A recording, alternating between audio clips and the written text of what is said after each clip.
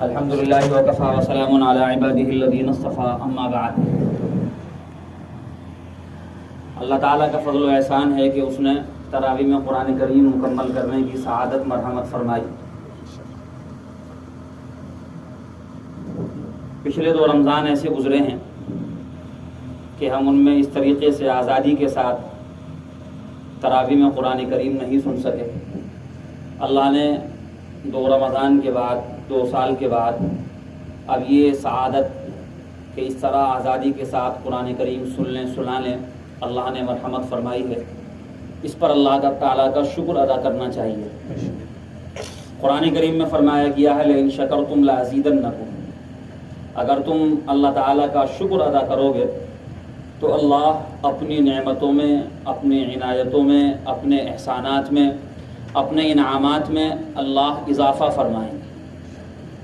تو اگر ہم اس نعمت کا شکر کریں گے اللہ ہمیں اسی طریقے سے آئندہ بھی آزادی کے ساتھ یہ نعمت مرحمت فرماتا رہے گا۔ تراویح بہت عظیم ترین اللہ کا انعام ہے، لیکن چونکہ اس تراویح کے مقصود کی طرف اللہ اس تراویح کے نظام کے ذریعے اور اس تراویح کے عمل کے ذریعے ہمیں کیا عطا فرمانا چاہتے ہیں، ہماری اس جانب توجہ نہیں ہوتی، اس واسطے ہم اس تراویح کا وہ فائدہ حاصل نہیں کر پاتے جو اس کا فائدہ اور مقصد ہے۔ تراویح اس کے 2 بڑے مقصد ہیں، 2 اہم ترین مقصد ہیں۔ پہلا مقصد تراویح کا یہ ہے کہ اللہ اس کے ذریعے سے ہمارا قرآن کریم سے تعلق مضبوط کرنا چاہتے ہیں، ہمارا قرآن کریم سے تعلق مضبوط ہو جائے، ہمارے دل میں قرآن کی عظمت، قرآن کی اہمیت، قرآن کی محبت پیدا ہو جائے اور قرآن سیکھنے، پڑھنے اور اس پر عمل کرنے کا جذبہ ہمارے دلوں کے اندر پیدا ہو جائے۔ اس کے ذریعے سے اللہ تعالیٰ یہ چیز ہمیں عطا فرمانا چاہتے ہیں۔ آپ غور کریں کہ تراویح اور یہ رمضان المبارک کا مہینہ دونوں کا قرآن کریم سے تعلق ہے۔ اللہ نے رمضان میں قرآن کریم نازل فرمایا، بلکہ اللہ کی جتنی بھی کتابیں ہیں مشہور 4 ہیں، تو قرآن، تورات، زبور، انجیل، اس کے علاوہ بھی اور بھی کتابیں اللہ تعالیٰ نے دنیا میں بھیجی ہیں جن کو صحیفے کہا جاتا ہے۔ تو تمام کتابیں اور صحیفے اسی ماہ مبارک کے اندر اللہ کی طرف سے اتارے گا۔ یہ قرآن کریم اللہ نے 2 مرتبہ نازل فرمایا، ایک مرتبہ لوح محفوظ سے اس آسمان دنیا پر جو ہمیں نظر آتا ہے، اور دوسری مرتبہ اس آسمان دنیا سے زمین پر اللہ نے بھیجا۔ لوح محفوظ سے آسمان دنیا پر پورا قرآن کریم ایک ساتھ اتارا گیا، اور پھر اس آسمان دنیا سے زمین پر 23 سال کے عرصے اور مدت میں یہ قرآن کریم نازل ہوا۔ دونوں مرتبہ یہ قرآن کریم اس ماہ مبارک کے اندر نازل کیا گیا، اور پھر اللہ نے اسی ماہ مبارک کے اندر یہ تراویح کا نظام قائم کیا کہ جس میں 20 رکعتوں میں جو ہے قرآن کریم مکمل کیا جاتا ہے۔ کوئی 5 دن میں مکمل کر لیتا ہے، کوئی 10 روز میں مکمل کرتا ہے، کوئی 15 میں، کوئی 20 میں، 27 میں، 29 میں، موقع جو ہے حسب موقع قرآن کریم مکمل اس میں کیا جاتا ہے۔ کوئی ممانعت بھی نہیں ہے، بس یہ ہے کہ قرآن کریم صحیح طریقے سے پڑھا جائے، صحیح طریقے سے سنا جائے، جو اس کے حقوق ہیں، اس کے آداب ہیں، ان کو پورا کیا جائے۔ پھر اس کے بعد مرضی ہے چاہے کم دنوں میں پورا کر لیا جائے، چاہے زیادہ دنوں کے اندر پورا کر لیا جائے۔ اصل چیز ہے حقوق، پڑھنے کے حقوق بھی ادا ہوں، سننے کے حقوق بھی ادا ہوں۔ آپ غور کریں کہ پورا سال ہمارا اس طرح گزرتا ہے کہ ہم مکمل قرآن کریم سن نہیں پاتے، بلکہ بہت سے ایسے حفاظ بھی ہوتے ہیں کہ وہ لاپرواہی کہہ لیجئے یا ان کی مصروفیتیں کہہ لیجئے، بہت سے حفاظ بھی پورے سال قرآن کریم کھول کر کے نہیں دیکھتے، پڑھ نہیں پاتے۔ جو پڑھنا نہیں جانتے وہ کیسے پڑھیں گے، وہ تو آپ جانتے ہی ہیں، لیکن پڑھے لکھے بھی جن کا قرآن کریم حفظ ہے، پڑھنا جانتے ہیں، وہ بھی پورے سال قرآن کریم بہت سی مرتبہ نہیں پڑھ پاتے۔ لیکن اللہ اس تراویح کے ذریعے سے ہر وہ شخص کے جس کا قرآن پر ایمان ہے، اس تراویح کی برکت سے ہر آدمی جو پڑھنا جانتا ہے وہ بھی، جو حافظ ہے وہ بھی، جو حافظ ہے نہیں ہے وہ بھی، اللہ کے سامنے ہاتھ باندھ کر مکمل قرآن کریم پڑھ لیتا ہے یا کم از کم سن لیتا ہے۔ کتنی بڑی سعادت! پورے سال پڑھنے کی توفیق نہیں ہوئی، سننے کی توفیق نہیں ہوئی، لیکن اللہ نے تراویح کی برکت سے یہ اللہ نے اپنا کلام ہمیں ہمارے کانوں سے اپنے سامنے کھڑے ہو کر کے گزروا دیا۔ کتنا اللہ کا انعام! خدا کا کلام، عربی زبان کی کہاوت ہے کلام الملوک ملوک الکلام، کہ بادشاہوں کا کلام کلاموں کا بادشاہ ہوتا، بادشاہوں کی جو گفتگو ہوتی ہے، ان کے جو الفاظ ہوتے ہیں وہ عام جو گفتگو کہلاتی ہے، عام لوگوں کے جو الفاظ ہوتے ہیں، تو عام لوگوں کی گفتگو الفاظ کا کہ جو ہے کا بادشاہ ہوتی ہے، بادشاہوں کی گفتگو اور بادشاہوں کا کلام۔ اتنا عظیم یہ کلام ہے، اتنی عظیم یہ کتاب ہے، اللہ کو آج تک کسی نے نہیں دیکھا، اور نہ اس دنیا میں کوئی آدمی اللہ کو دیکھ سکتا ہے۔ لا تدرکہ الابصار وہو یدرک الابصار، آنکھیں اللہ کو نہیں دیکھ سکتی، ہاں اللہ آنکھوں کو دیکھ سکتا ہے۔ اللہ آنکھوں کو دیکھ رہا ہے، آنکھوں کے اشاروں سے واقف ہے، آنکھوں کی خیانتوں سے واقف ہے، لیکن کسی آنکھ کی رسائی خدا کی ذات تک اور خدا کی ہستی تک نہیں ہو سکتی۔ لیکن اس خدا کا ایک پرتو، اس خدا کا کہہ لیجئے کہ اس کی ذات کا ایک حصہ اور اس کی ذات کا ایک جز، یہ قرآن کریم ہمارے درمیان میں موجود ہے۔ ایسی عظیم کتاب کی اس کی کوئی مثال نہیں، کس کی کوئی نظیر نہیں۔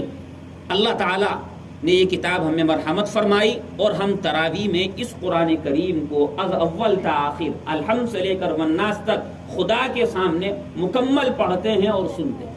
مقصد یہ ہے کہ ہمارا اس قرآن کریم سے تعلق مضبوط ہو جائے۔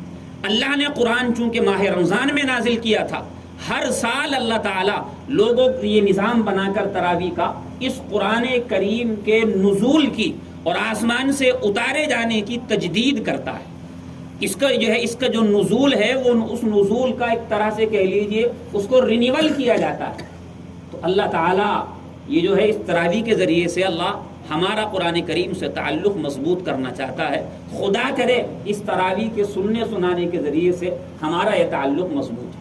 قرآن تو یہ کہتا ہے وَإِذَا تُلِيَتْ عَلَيْهِمْ آيَاتُ زَادَتْهُمْ إِيمَانًا، کہ مومن وہ ہوتا ہے، ایمان والے وہ ہیں کہ جب ان کے سامنے ہمارا قرآن پڑھا جاتا ہے تو ان کے ایمان میں اضافہ ہو جاتا ہے، ان کے ایمان میں زیادتی ہو جاتی ہے، ان کے ایمان میں مضبوطی پیدا ہو جاتی ہے۔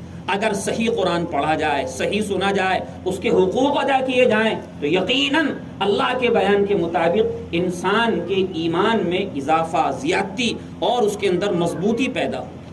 تو اللہ اس تراویح کے ذریعے ہمارا قرآن کریم سے تعلق مضبوط کرنا چاہتا ہے، جو سال بھر میں دور رہ کر کے قرآن کریم سے کمزور پڑ جاتا ہے۔ دوسری چیز اللہ جو ہمیں اس تراویح کے ذریعے عطا کرنا چاہتے ہیں وہ یہ ہے کہ ہماری زندگی میں نماز کا اہتمام پیدا ہو جائے، ہم نمازی بن جائیں۔ نماز اسلام کا سب سے عظیم، سب سے اہم ترین اور سب سے اولین فریضہ اور رکن ہے۔ جو مسلمان نمازی نہیں، اس کے اسلام کا کوئی اعتبار نہیں، اس کے ایمان کا کوئی اعتبار نہیں۔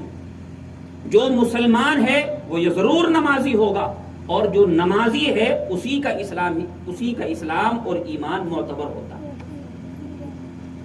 بغیر نماز کے اسلام کا کوئی جو ہے تصور نہیں۔ اللہ تعالیٰ نے اس تراویح کے نظام کے ذریعے ہماری زندگی میں نماز کا اہتمام پیدا کرنے کا نظام بنایا۔ کیسے؟ وہ ایسے، آپ غور کیجئے تراویح کیا چیز ہے۔ تراویح یہ ہے کہ روزانہ 20 رکعتیں پڑھی جائیں۔ آدمی روزانہ صبح سے شام تک پورے سال جتنی فرض نمازیں پڑھتا ہے، فرض رکعتیں اور واجب رکعتیں ادا کرتا ہے، ان کی تعداد آپ شمار کر لیجئے 20 ہوتی ہے۔ 2 فجر، 4 ظہر، 4 عصر، 3 مغرب اور عشاء اور وتر ملا کر کے صبح سے شام تک فرض رکعتوں کی تعداد 20 ہے۔ اور آدمی فرضوں سے پہلے اور بعد میں جو سنتیں پڑھتا ہے، ظہر سے پہلے 4، 2 اور پھر جو ہے فجر سے پہلے 2، ان کو شمار کر لیجئے، تمام سنتوں اور نفلوں کی تعداد بھی 20 ہوتی۔ تو روزانہ جو فرض پڑھے جاتے ہیں وہ بھی 20 رکعتیں ہیں، روزانہ جو سنتیں اور نفلیں پڑھی جاتی ہیں وہ بھی 20 ہیں۔ اللہ اس ماہ مبارک میں فرض اور سنتوں کی تعداد کے حساب سے 20 رکعت اور بڑھا دیتا ہے۔ گویا فرض کے اعتبار سے بھی نماز ڈبل ہو گئی ہے اور سنتوں کے اعتبار سے بھی نماز ڈبل ہو گئی ہے۔ یہ پورے 30 دن ہم سے ڈبل نماز پڑھوا کر اور پورے 30 دن ہم سے دوگنی نماز پڑھوا کر اللہ تعالی ہمیں نماز کا عادی اور نماز کا خوگر بنانا چاہتے ہیں، اور ہمارا ایسا مزاج بنانا چاہتے ہیں کہ ہماری کوئی نماز قضا نہ ہو اور ہمیں بغیر نماز پڑھے چین نہ آئے، کیونکہ بغیر نماز کے ایمان کا کوئی اعتبار نہیں۔ حضور اکرم علیہ الصلوۃ والسلام کے پاس ایک جماعت آئی اور آ کر کے کہا ہم اسلام قبول کرنا چاہتے ہیں مگر ہماری کچھ شرطیں ہیں، اگر آپ ہماری وہ شرطیں تسلیم کر لیں ہم فوراً ایمان لے آئیں۔ اللہ کے رسول علیہ الصلوۃ والسلام ہمیشہ اسی کے خواہش مند، خواہاں اور اسی کے حریص رہا کرتے تھے کہ کسی طرح لوگ اسلام قبول کر لیں۔ فَلَعَلَّكَ بَاخِعٌ نَفْسَكَ أَلَّا يَكُونُوا مُؤْمِنِينَ، ایسا لگتا ہے کہ اگر یہ لوگ ایمان نہ لائے آپ تو ان کے پیچھے اپنے آپ کو ہلاک ہی کر ڈالیں۔ اتنا آپ کو احساس اور اتنی فکر تھی لوگوں کے ایمان لانے کی۔ انہوں نے شرطیں رکھی، اللہ کے رسول نے کہا ہر شرط منظور ہوگی تم اسلام قبول کرو، اپنی شرطیں بتلاؤ۔ انہوں نے شرطیں بتلانی شروع کی، کہا پہلی شرط یہ ہے کہ ہم جہاد اور جنگ میں نہیں جائیں، اگر ہمیں جہاد اور جنگ سے ہم سے جہاد اور جنگ کو معاف رکھا جائے ہم ابھی اسلام قبول کرنے کو تیار ہیں۔ حضور اکرم علیہ الصلوۃ والسلام نے بلا جھجک ان کی شرط کو قبول فرمایا، کہا کہ جب کبھی جہاد اور جنگ کی ضرورت ہوگی ہمارے ساتھ ہی جہاد اور جنگ میں جائیں گے، تم سے ساتھ جانے کا مطالبہ نہیں کیا جائے گا، اسلام قبول کرو۔ انہوں نے اور شرطیں بتلائیں کہ ہماری دوسری شرط یہ ہے کہ ہم اسلام قبول کرنے کو تیار ہیں مگر زکوٰۃ بھی ادا نہیں کریں گے۔ حضور اکرم علیہ الصلوۃ والسلام نے بلا جھجک اس شرط کو بھی قبول فرمایا، کہا کہ ہمارا آدمی مسلمانوں کے مکانات پر، ان کے گھروں پر جو ہے صدقات زکوٰۃ وصول کرنے کے لیے جائے گا مگر ہمارا آدمی کبھی تمہارے در پر تم سے زکوٰۃ اور صدقہ وصول کرنے کے لیے نہیں آئے گا۔ اس شرط کو بھی منظور فرمایا۔ انہوں نے تیسری شرط رکھی کہ ہم ایمان و اسلام قبول کرنے کو تیار ہیں لیکن ہم نماز ادا نہیں کریں گے، نماز نہیں پڑھیں گے۔ حضور صلی اللہ علیہ وسلم جو ان کی پچھلی دونوں شرطوں کو بلا جھجک قبول فرما چکے تھے، اس تیسری شرط کے بارے میں آپ نے صاف ارشاد فرما دیا، لا خیر فی دین لیس فیہ رکوع، لا خیر فی دین لیس فیہ رکوع، اس دین میں کوئی خیر نہیں، اس دین کا کوئی اعتبار نہیں، وہ ایمان نہیں، وہ اسلام نہیں کہ جس میں نماز نہ ہو۔ اگر نماز ہے تو اسلام ہے، ایمان ہے، اگر نماز نہیں تو پھر وہ اسلام و ایمان نہیں۔ آپ اس سے اندازہ کر سکتے ہیں کہ اسلام میں نماز کی کیا اہمیت، کیا مقام و مرتبہ۔ اللہ اسی نماز کا اہتمام اور اسی نماز کی قدر ہماری زندگی کے اندر اس تراویح کے نظام کے ذریعے پیدا کرنا چاہتا ہے۔ اللہ معاف فرمائے، آج ہمارا یہ حال ہو چکا ہے کہ آج ہماری زندگی میں اس نماز کا اہتمام بھی موجود نہیں، یہ نماز بھی ہماری زندگیوں کے اندر موجود نہیں۔ ہر آدمی اپنا اور اپنے آس پاس کا جائزہ لے سکتا ہے کہ وہ خود کتنا نمازی ہے اور اس کے آس پاس کے لوگ کتنے نمازی ہیں۔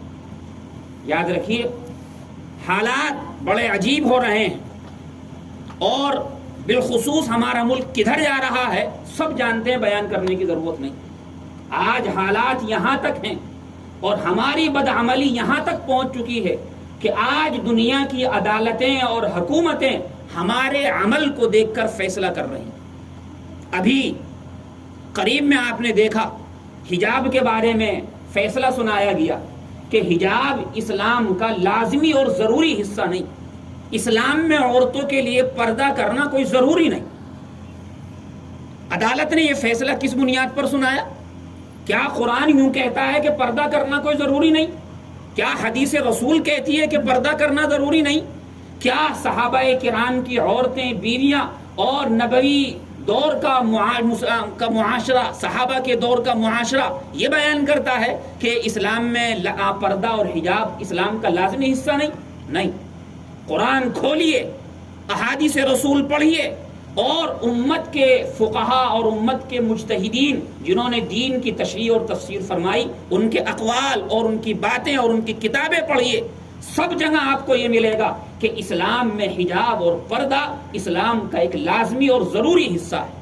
لیکن عدالت نے جو یہ فیصلہ سنایا کہ اسلام میں پردہ لازمی اور ضروری نہیں، اس لیے سنایا انہوں نے یہ دیکھا کہ مسلمانوں کی عورتیں پردے کو ضروری نہیں سمجھتی، جی چاہا تو کر لیا، جی چاہا تو نہیں کیا، یا بڑی عورتوں نے کر لیا، جوان لڑکیوں نے نہیں کیا، یا کبھی کر لیا، کسی مسجد میں گئے، کسی مجلس میں گئے، کسی دعا میں گئے، کسی تفسیر میں گئے تو کر لیا، اور جب کسی فنکشن میں اور کسی حال میں اور کسی شادی میں اور بازار میں گئے تو نہیں کیا۔ تو انہوں نے مسلمان عورتوں کے عمل کو دیکھ کر یہ کہا کہ اسلام میں پردہ لازمی اور ضروری نہیں۔ ڈریے اس دن سے جب ہماری نماز کو ہی دیکھ کر کہ کوئی مسلمان نماز پڑھتا ہے اور کوئی مسلمان نماز نہیں پڑھتا، یہ کہا جائے کہ اسلام میں نماز اسلام کا لازمی اور ضروری حصہ ہے۔ اللہ کی شریعت کو کوئی بدل نہیں سکتا، لا تبدیل لکلمات اللہ، لیکن یاد رکھیے یہ عدالتیں جو فیصلے سنا رہی ہیں اس کے جو اثرات پڑیں گے اس کے ذمہ دار ہم ہوں گے۔ خدا کی شریعت تو جیسی ہے قیامت تک ویسی رہے، اس لیے ہم سوچیں کہ ہماری بدعملی کہاں تک اس کا اثر ہو رہا ہے اور اس کے نتائج کہاں تک پہنچ رہے ہیں۔ تو یہ تراویح اللہ نے جو ہمیں عطا فرمائی ہے اس لیے عطا فرمائی تاکہ ہمارا قرآن کریم سے تعلق مضبوط ہونے کے ساتھ ساتھ ہماری زندگی میں نماز کا اہتمام پیدا ہو جائے۔ جس آدمی کی زندگی میں نماز کا اہتمام نہیں ہے، وہ نماز کا عادی نہیں ہے، چاہتے ہوئے وہ نماز نہیں پڑھ پاتا اور اس کی نماز قضا ہو جاتی ہے، پورے 30 دن اہتمام کے ساتھ 20 رکعت تراویح ادا کرے، انشاءاللہ اس تراویح کے اہتمام کی برکت سے اللہ تعالیٰ پورے سال اسے 5 وقتہ نمازوں کی توفیق مرحمت فرمائے گا۔ میں نہیں کہہ رہا ہوں، قرآن کہہ رہا ہے اور حدیث رسول کہہ رہے ہیں۔ قرآن کہتا ہے کتب علیکم الصیام کما کتب علی الذین من قبلکم لعلکم تتقون، روزے اس لیے فرض کیے گئے تاکہ زندگی میں تقوی آ جائے۔ جس نے روزے صحیح رکھ لیے اللہ تعالیٰ اس کی زندگی میں تقوی پیدا کرے گا، اور تقوی کی سب سے پہلی چیز نماز کا اہتمام۔ اور حضور کا ارشاد ہے من سلم لہ رمضان سلمت لہ السنہ، جس آدمی کا رمضان صحیح سالم گزر گیا اللہ اس کا پورا سال صحیح سالم گزارے گا۔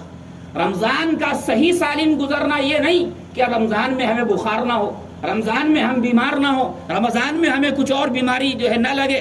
رمضان کا صحیح سالم گزرنا یہ ہے کہ رمضان کے حقوق ہم ادا کرنے والے ہوں، رمضان کے تقاضے ہم پورے کرنے والے ہوں، رمضان میں اللہ تعالیٰ نے جو عبادتیں اطاعتیں رکھی ہیں ہم ان عبادات و طاعات کو پورا کرنے والے ہوں۔ اسی طرح اگر کوئی آدمی تراویح صحیح طریقے سے ادا کرتا ہے، اہتمام کے ساتھ ادا کرتا ہے، یہ اس نظریے سے ادا کرتا ہے کہ اللہ اس کا قرآن سے تعلق مضبوط کر دے، اللہ اس کو نماز کا عادی اور خوگر بنا دے، اور وہ 5 وقتہ نماز پر وقت با جماعت با تکبیر اولا صف اول کا نماز پڑھنے والا بن جائے، 30 دن تراویح کا اہتمام کرے۔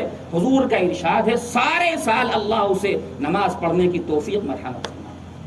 تو تراویح یہ کوئی معمولی چیز نہیں، مقصد ہے اس کا۔ اللہ کے ہر حکم میں کا جو ہے اس میں حکمتیں ہوا کرتی ہیں، مصلحتیں ہوا کرتی ہیں۔ ان نظریات کے ساتھ، ان خیالات کے ساتھ اور ان نتائج اور مقاصد کو ذہن میں رکھتے ہوئے اگر ہم تراویح پڑھتے ہیں ہمارے لیے بہت عظیم انعام، بڑی عظیم نعمت ہے۔ اللہ تعالی ہمیں اس نعمت کی صحیح قدردانی نصیب فرمائے، اس کا جو مقصود ہے وہ ہم سب کو عطا فرمائے، اور ہمارا قرآن کریم سے تعلق مضبوط فرمائے، اور ہمیں باجماعت اور اہتمام کے ساتھ نماز پڑھنے کی توفیق مرحمت فرمائے۔ وآخر دعوانا الحمدللہ رب العالمین۔